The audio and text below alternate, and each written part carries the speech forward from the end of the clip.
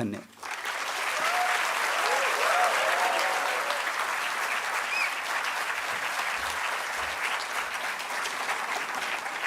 Your phone? I think I have until 6:30. I'll try to make the most of it. Namaste. Thank you very much for turning in such huge numbers on a Saturday. And on the way, I was just saying this, and I'm not saying this for the public consumption, that the cultural capital, obviously, of the state has to be Pune for multiple reasons. And each time I've come here, regardless of the topic, the turnout has been fantastic. Bangalore, in that sense, is equally great. So I think somehow the renaissance of this particular country, or the civilization, is starting from the south of Indias for all practical purposes. It is believed that Manu came from the south of Indias, the much reviled Manu.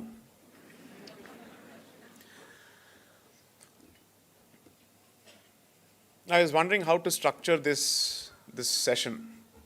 So let me try and start with something. So the second book, and I'm not trying to sell the second book yet, the release is only on the 23rd of August, but there is something during the course of the writing of the second book that I realized.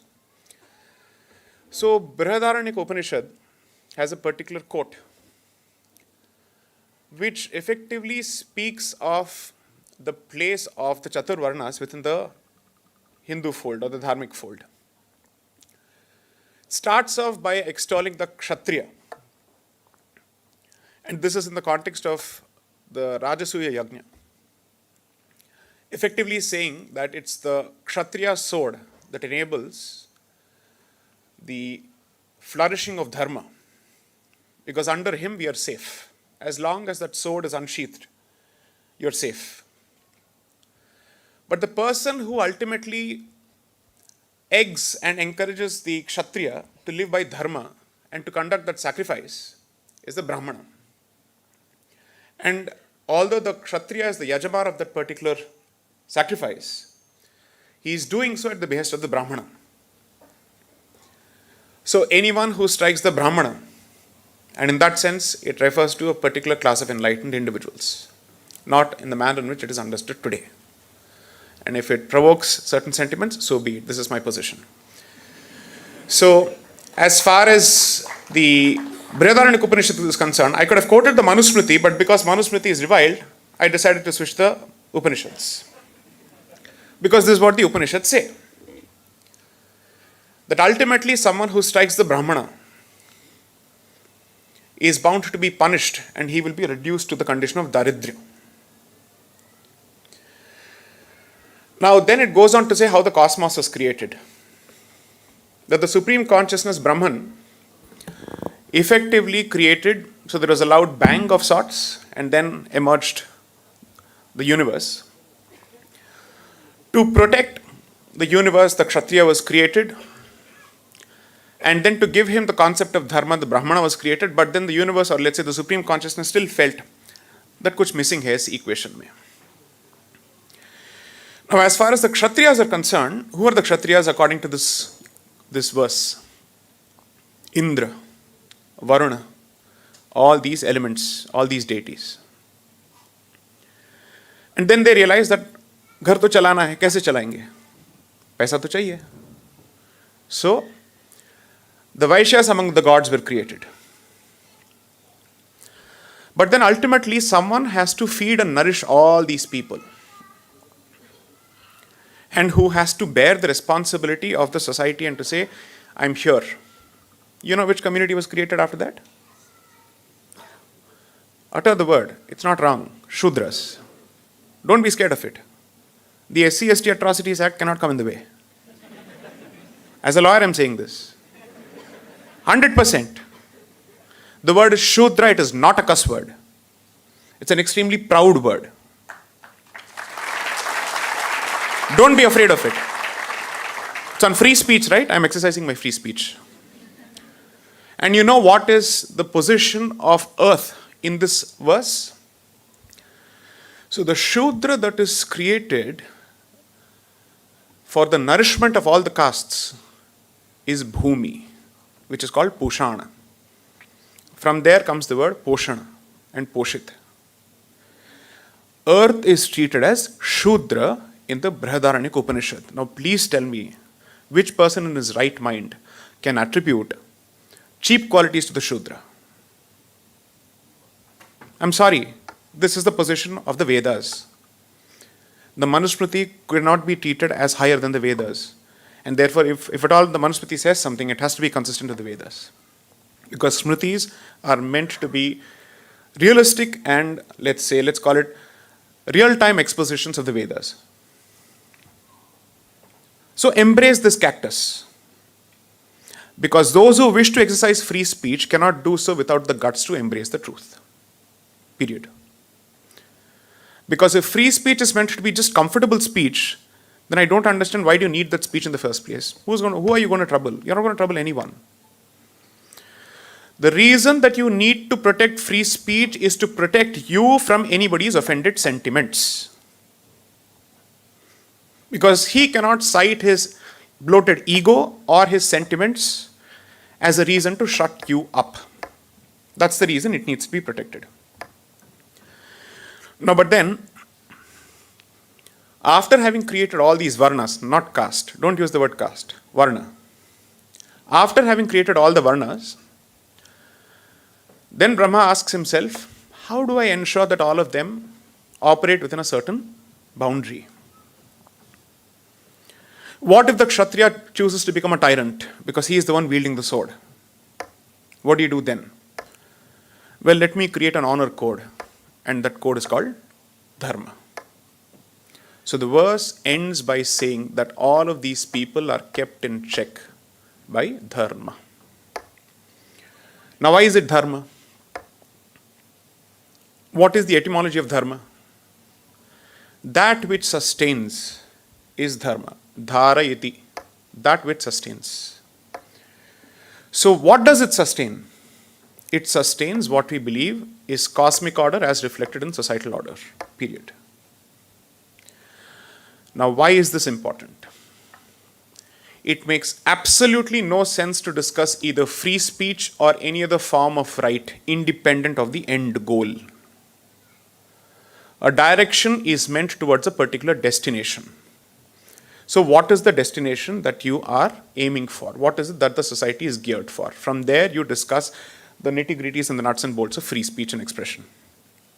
That would mean, in the context of present-day Bharat, I would ask myself, how do I determine the metes and bounds or the Lakshman Rekha of free speech, if at all there exists something?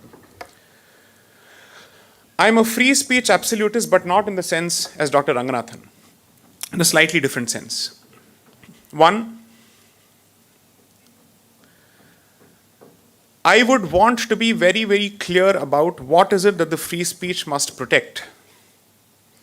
And I would want the metes and bounds of that free speech to be etched in the context of Bharat's peculiar historical experience. Which means equality, if applied blindly and mechanically in the context of Bharat, will result to the detriment and will lead to the detriment of the native faith systems. Because there can be no equality between the butcher and the goat. There can be no equality between the predator and the prey. Now, therefore, the provocative question that arises out of this position is, are you therefore propounding unequal rights for religious minorities? That would be the question. Now, let's unpack this a bit more. And therefore, the question would be, how does one define a minority? Why do you need the concept of a minority? Should you choose to subscribe to the definition and the concept of minority, by definition, you are giving the rest of the state a particular religious identity or a national character. To say that because there is a majority, there is a minority. In which case, at the very least, have some shame and admit the Hindu nature of the society. Because you cannot ask for a treatment of minority as a minority while simultaneously denying the Hindu character of the society and the civilization. That can't work.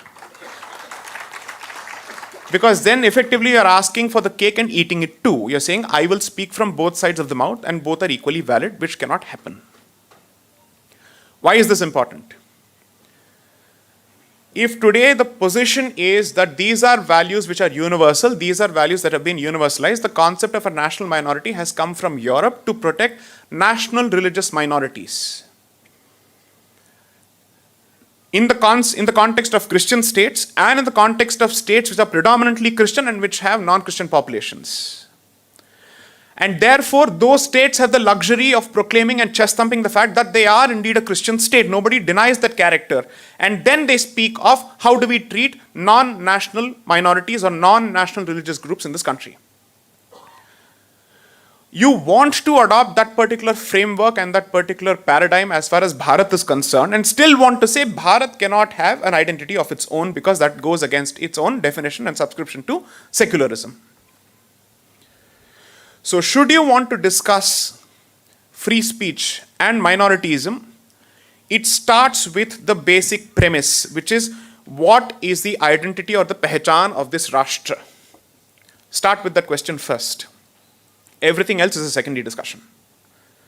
Because then मूल्यों की जो परिभाषा है या फिर उसका जो विश्लेषण है वो अमूर्त नहीं हो सकता है. It can never be in vacuum. It has to be in a context. Values must always be discussed in the context. So in the context of Bharat, it has to be defined by whose house is this, what is the position of others, and how do you draw the boundaries and how do you build fences, period. Start with that. Then let's go to the second question. The common belief appears to be that as far as Hindus are concerned or Dharmiks or Sanatanis are concerned, we don't subscribe to the concept of blasphemy. Proof. Give me citation. Give me a precedent. What is this based on? What is the source? Is it our wishful thinking or do we know what we are talking about? What is the basis of this position? Sorry? Bhagavad Gita says what? The existence of a dialogue in a particular document is no proof of the fact that blasphemy is not subscribed to. Please, let's not confuse. दो लोग संवाद कर रहे हैं इसका मतलब ये नहीं है that blasphemy as a concept is not subscribed to. They are willing to engage in a dialogue and therefore there is no need for blasphemy as a concept there. Blasphemy as a concept becomes relevant when you and I have fundamental disagreements. Now, Gandhi wanted to basically say भैया देखो प्रार्थना के तरीके में ही अंतर है. प्रार्थना के तरीके में अंतर नहीं है. प्रार्थना is superficial. सोच में अंतर है. Two-nation theory is not the product of difference in mode of worship, but it is a product of a fundamental distinction in your approach to the supreme consciousness. So when you try and reduce that fundamental philosophical, metaphysical, spiritual distinction to a mode of worship, I must ask you, बच्चे तुम किस school में पढ़ते हो और कौन से class में पढ़ते हो? Two-nation theory did not arise because he chooses to do a sajda whereas you choose to do a namaste. No. It is because of the thought behind it.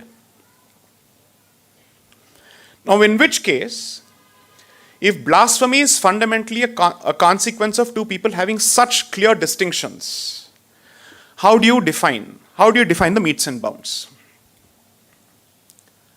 Now, there are sources, as far as Hindu scripture is concerned, which can get as authentic as possible, where there are injunctions for three things: Go, Brahmana, and Devaninda. The killer of the cow. So Go Hatya, Brahma Hatya, and Devaninda. All three have severe consequences. Severe consequences. And I'm putting this to challenge. Confront me with an opposite source. And I'll give you the source from Atharva Veda. Maharaja Ranjit Singh, with the sword which had Shakti in it, went looking for killers of cows and butchered them.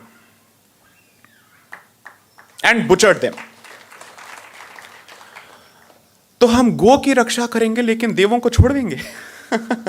How does this even work? You'll protect the cow but not your devas and devatas. ये कैसा tolerance है? Revisit your notions of tolerance. Revisit the need for tolerance. revisit the necessity for tolerance, and don't put yourself in a spot and tie yourself into such knots that you'll find it difficult to get out of that particular position when push comes to shove. And don't put yourself in this position merely because you want to show that you're better than the other guy. Why would you want to prove yourself to a brute who detests your existence? What audience are you catering to? And why do you need to cater to this audience? So the question would be, what has been our traditional position? Why don't we take a look at the injunctions? एक minute Manusmriti को छोड़ दो भाई, ठीक है, उसको छूते ही लोगों को तकलीफ होती है, छोड़ दो. अर्थशास्त्र क्या कहता है? When it comes to treatment of these people, or let's say blasphemers, why don't we read that? Surely Chanakya did not invent stuff. He was drawing from some source. What is that source?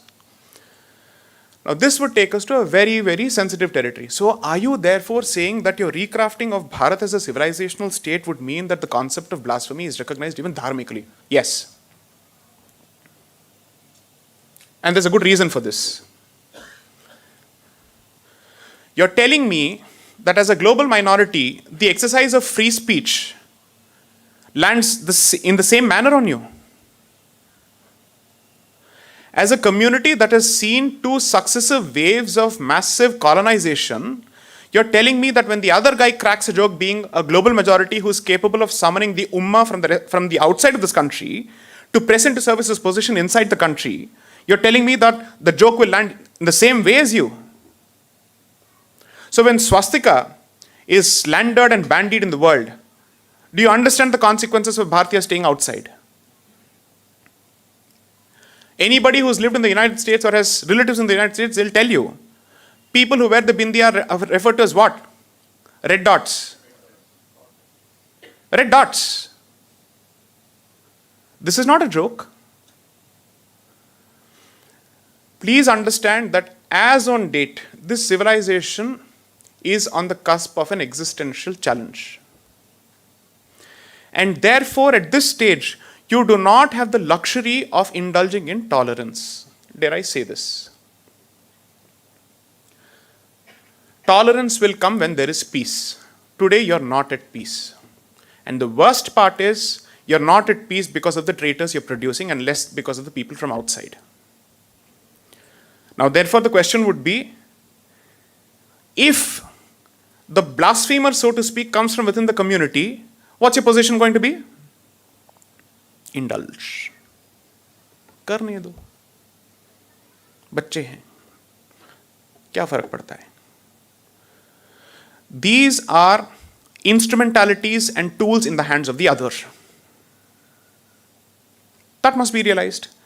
So I am not presenting a solution. I am simply challenging existing preconceived notions on blasphemy and basically putting out the context in which perhaps you must revisit these notions.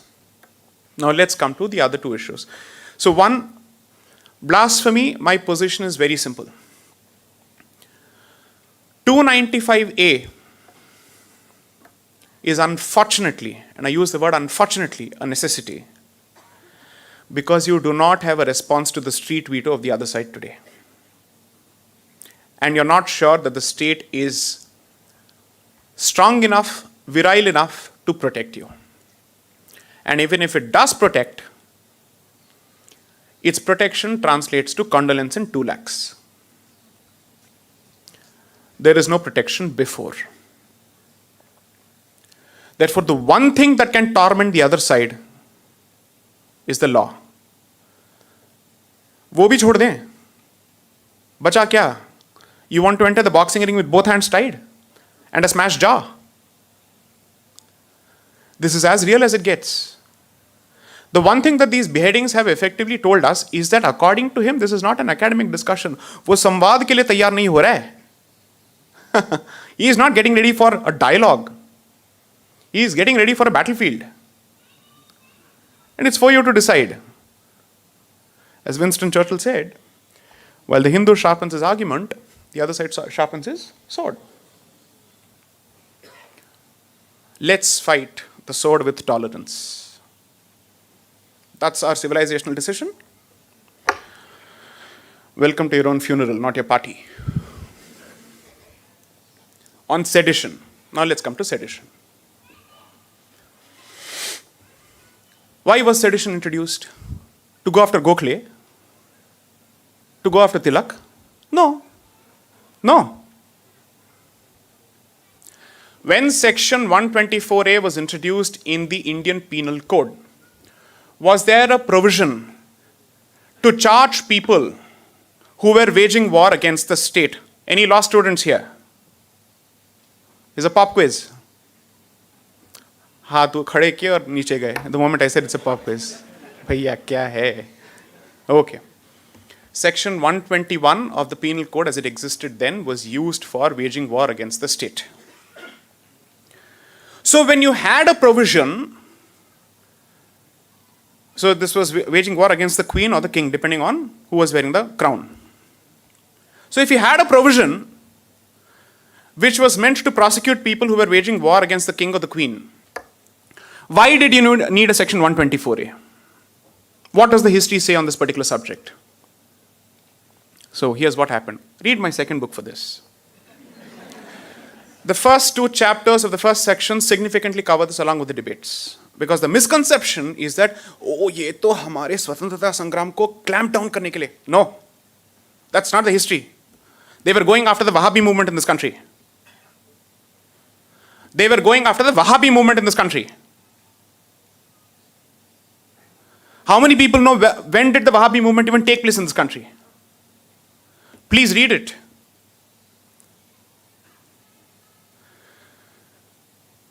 Syed Ahmad Barelvi died on the 6th of May 1831 in a place which will immediately give you a recall value, in Balakot. He was killed by Ranjit Singh's son, Sher Singh. From then on, Balakot has become a training ground because it's a shrine for jihadis. No wonder we went after Balakot after Pulwama. Because that's where they are indoctrinated and prepared. That's the memory of that community. Respect it. That's the long memory of that community. 1831 though is even relatively recent. They have a longer memory, therefore they are clearer about what they want. We are forgetful. We suffer from amnesia of all sorts. So what happened was to continue this jihad against first the British Empire, or rather the Sikh Empire and then the British Empire. People were being mobilized from all over Bharat, and money and preachers were being routed and funneled from Patna. What was the previous name of Patna? नहीं, इन दोनों के बीच में इसका एक नाम था, Azimabad. Okay, it goes from there to NWF, Northwest Frontier. So the British realized इस preaching activity को कैसे रोकें, क्योंकि हमारे पास इसके लिए कोई provision नहीं है. Financial activity को कैसे रोकें, indoctrination को कैसे रोकें. Hence the or and or in the section.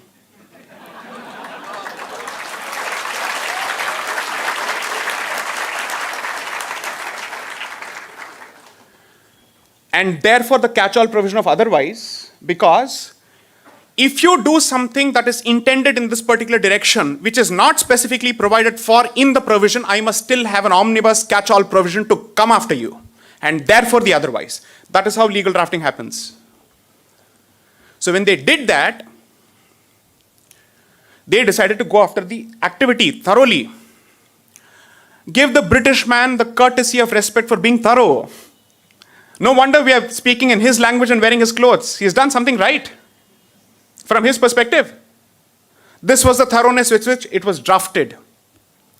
It is draconian for people who suffer, but जो राज कर रहा है उसके लिए तो ये draconian नहीं है. ये तो जरूरी है. उसने वही किया. So debates from 1863 right until 1913 will show this, that this was to go after the Wahhabi movement. Therefore, sedition as a provision is needed to go after all the activities that start from time T0 until bump हटे. क्योंकि bump हटने के लिए तो एक provision है, यहां से बीच का जो रास्ता है उसको पकड़ना है. Therefore, sedition. I agree with Anand on a different aspect though. भाई अगर यही करना है, why do you have a provision in UAPA and in Penal Code IPC 124A? I'm with you. I am with you. You can't have two different provisions doing the same thing and going after the same thing. Makes no sense. I am with you. But sedition as a concept and the ability of the state to go after all of this must exist. That's the only way we will be safe. I agree that there is rife scope for abuse.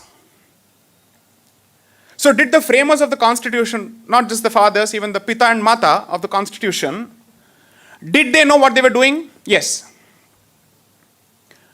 Kulapati Munshi, K.T. Munshi, the one who is credited for Bharati Vidya Bhavan, specifically discussed this, saying, Indian courts shall interpret this provision in a manner which is consistent with existing jurisprudence. And by that time, that is by 1947, British courts had said criticism of the government is not sedition. By the way, British courts in Britain and their courts in India, both of them had said this. That's one of the reasons several of our leaders were let off the hook. So sedition, when it is interpreted today by any court, is always interpreted in the backdrop of this history. I agree that there are tremendous and horrendous exceptions, which is to say there is rampant scope for abuse. And there is a way of addressing it, to tighten the screws. There are many ways to do it. So the so-called Mothership England has also come out with practice directions कि किस situation में आप इसको employ करेंगे. Don't be trigger happy when it comes to sedition. I agree. And if someone is accused of sedition and his life is lost or his future is lost, what are the compensatory mechanisms? Think about that, no problem. But do bear in mind that you are a civilization under siege when you discuss this. You're not a United States that has a Canada on the top and the Mexico on the side and Atlantic Sea on both sides. You're not a Japan that is protected by United States. You're not an Israel which lives in the Middle East but still has the protection of the West. आपको बचाने के लिए कोई नहीं आएगा. You are on your own. So you might as well equip yourself for that loneliness. Therefore, my only humble request is whenever you discuss free speech, Samvidhan, and that word I hope is banned from public discourse, enshrined ko hatao. Every time someone talks of the Constitution, they have to use this word. It is enshrined in the Constitution. पता भी है इसका मतलब क्या है? Don't use it. It makes no sense. Don't simply parrot these lines just because someone else is doing it. It doesn't make you look intelligent or cool. And certainly doesn't make you look legally savvy. Because we don't use these words in court. 100%. We don't even touch it with a barge pole. नहीं छूना है भाई इसको. Makes no sense. Enshrined means इसके लिए एक मंदिर बना दिया. क्या बनाए सबको पता है. ये मंदिर है या कुछ और है हमको पता है. So therefore I'm saying, have these discussions with some context of history.